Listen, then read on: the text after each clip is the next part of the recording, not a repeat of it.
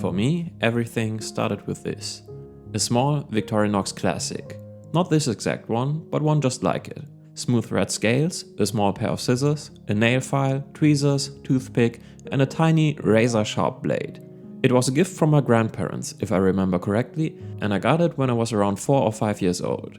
I remember that I always wanted to have one, as my granddad, who was a bit of a hero to me, used to carry one every single day.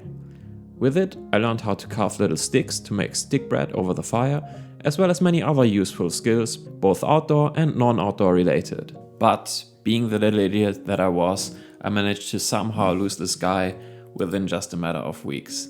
Still though, to this day I think those early childhood memories kind of built the foundation for my love for all things EDC. When I started to get deeper into everyday carry gear, about 6 or 7 years ago, I got sucked down into a whole different world of fancy and expensive knives, sometimes more art than tool, and made from the finest materials around. And as I got deeper into the realms of titanium and super steels, spending a few $100 on a knife just became the new normal, and I kind of started to look down on the humble old Swiss Army knife.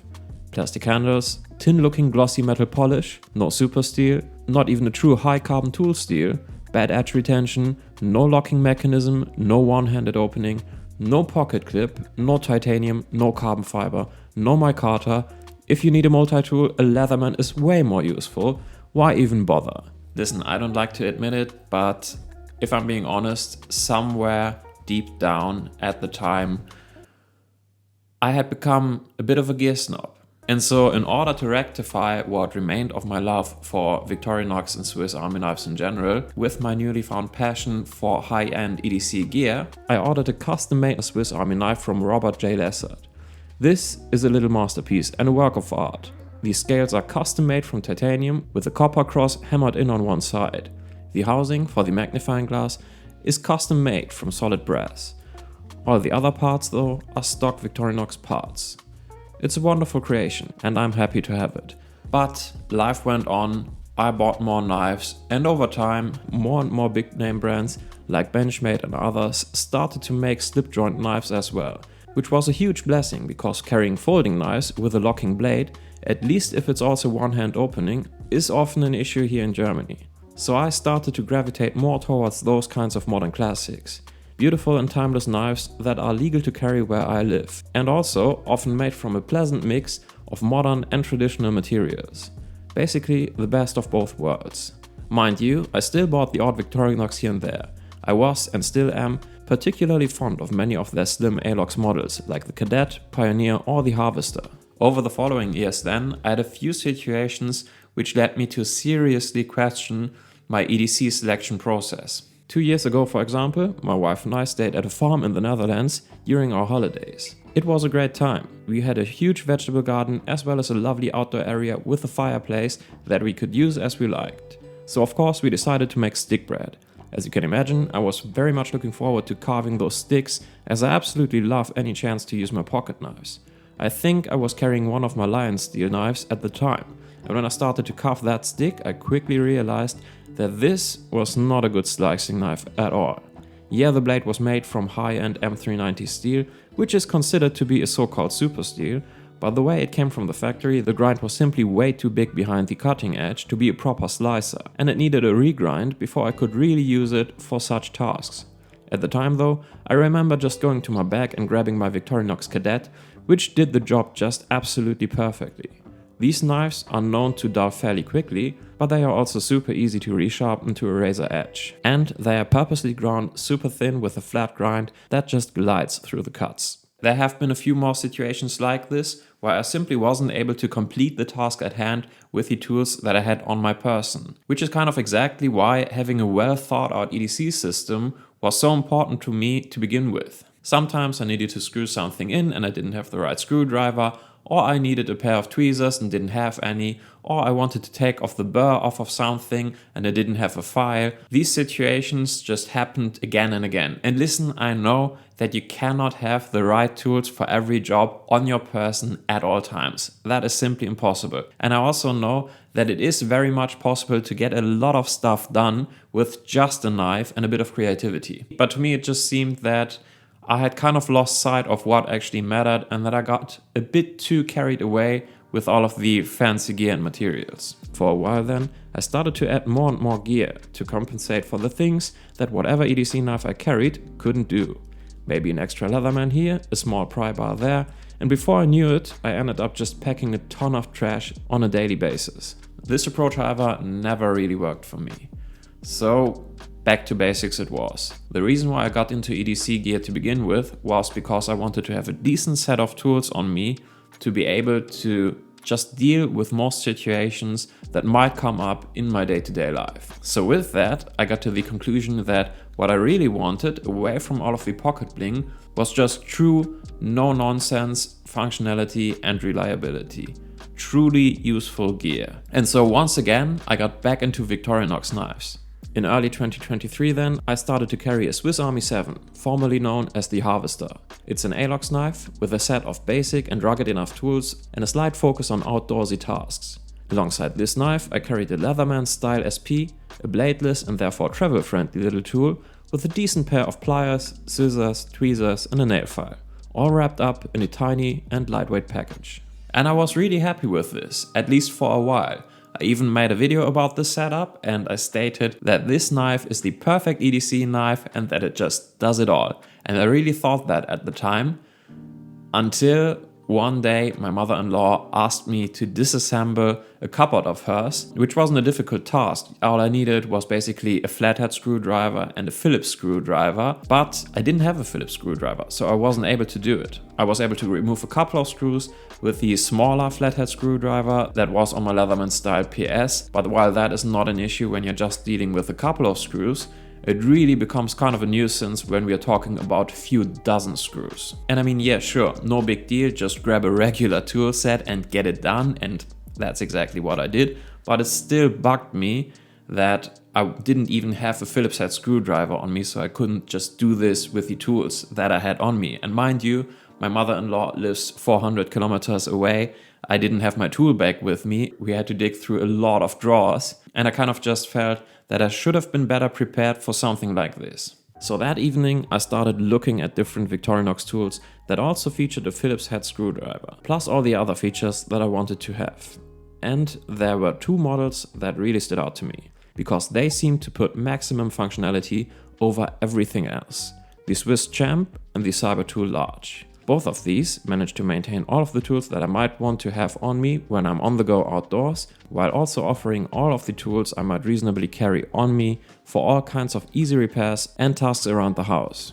The main difference between the Swiss Champ and the Cybertool Large then is this.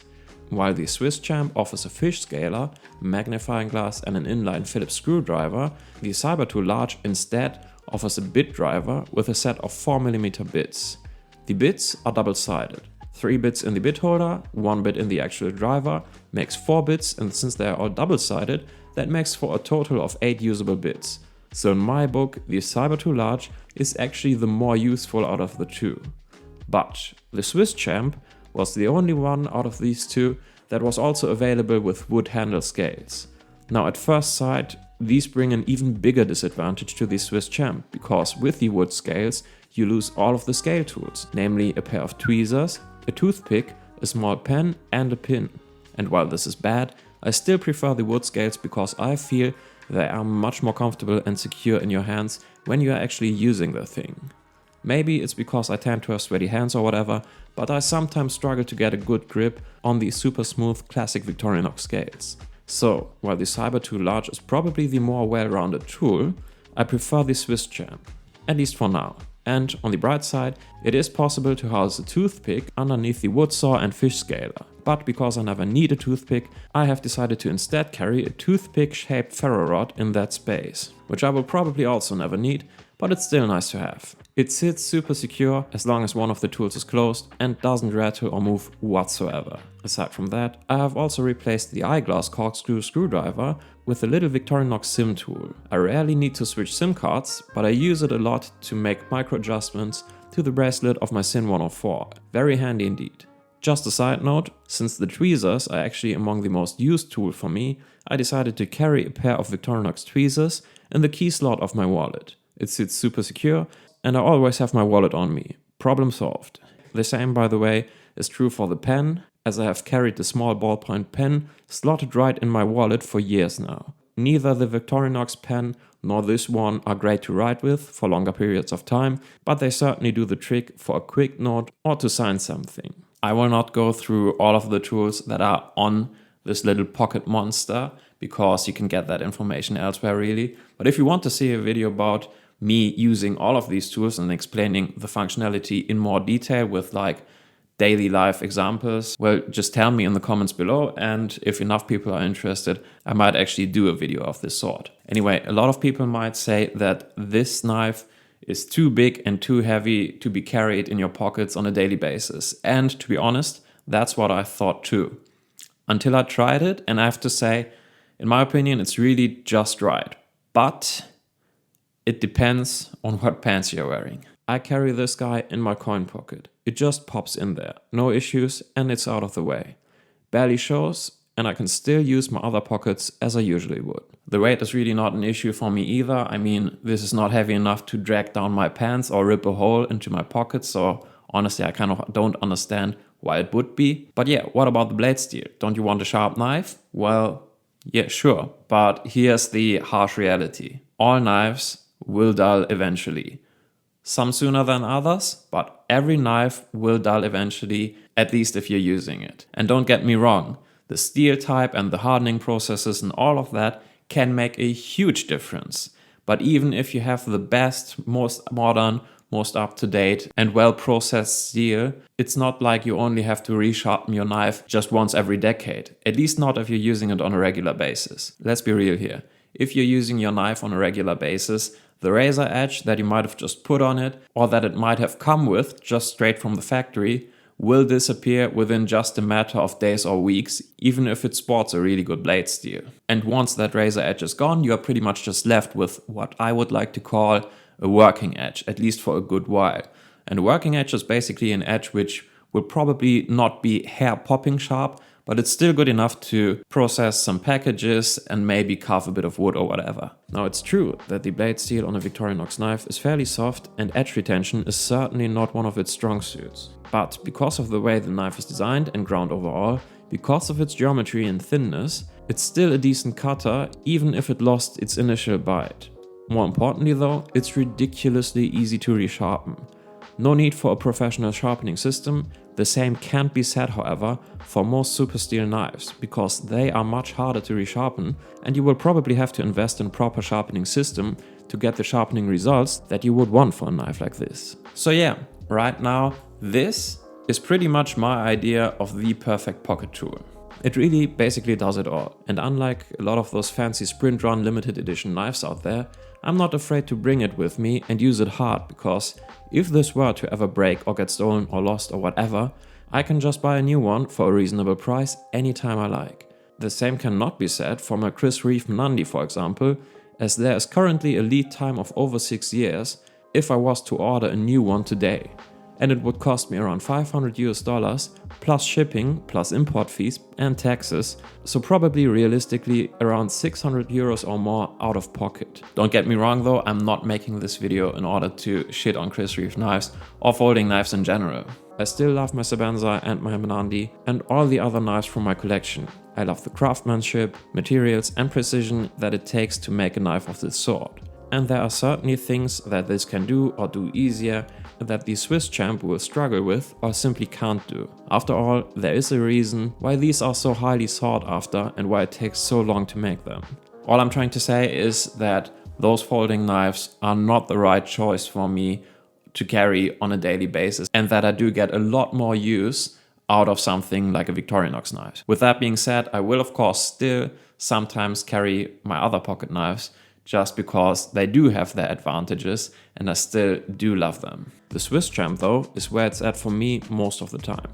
It's a workhorse and a unit of a pocket tool, and the good folks over at Victorinox are absolute legends for coming up with such an amazingly capable tool in such a still relatively compact form factor. And all of that readily available, made in Switzerland for under 120 euros. If you've ever been to Switzerland, you know that it is a beautiful place, but not exactly cheap, and it's barely even possible to get a cup of coffee there for less than 120 bucks. To sum it up then, Over the years, I came to the conclusion that I care about having a well-organized EDC setup because I want to be able to get shit done. And therefore, I need an outstandingly capable pocket tool. Basically a whole tool chest that fits into the palm of my hands. And the Victorinox Swiss Champ is just that. Or you know, the large cyber tool, which is technically even better, but I still prefer the Swiss Champ. At least with the wooden handle scales. But anyway, that's that, my friends. I hope this was interesting to you. Don't forget to give this video a like if you enjoyed it, and subscribe if you want to see my upcoming video about all of the other gear that I carry on my person on a daily basis. Until then, take care. Bye.